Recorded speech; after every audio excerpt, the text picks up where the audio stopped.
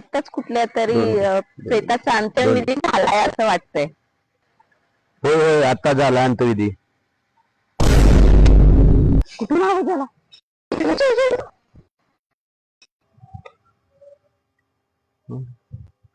कुठून आवाज आला हे?